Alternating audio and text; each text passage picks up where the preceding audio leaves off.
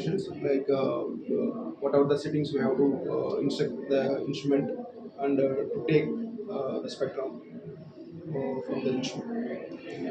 This is the online software. So another offline software is there to extract the result. We use offline software. So here mainly step scan, and what we want mainly is theta or coupled to theta value and to theta value.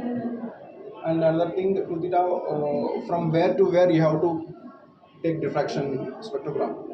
Like for example, the instrument capacity is 1 to 140. So in between 1 to 140 you can take this diffraction spectrogram. So as per your sample, so from where to where you have to, for example, we call silica sample or silica powder.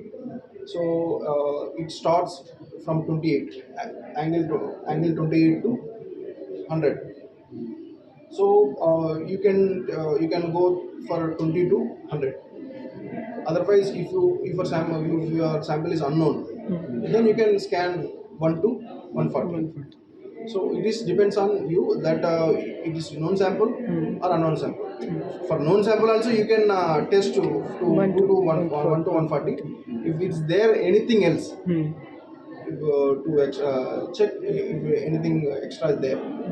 So this one is the diffraction angle, and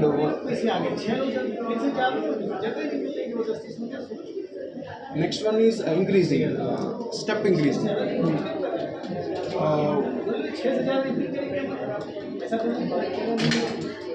We have a range, right? If you are inputted like 2 to 90, and now we given 2 to 90. So step range for per second means, see, point one we have instructed.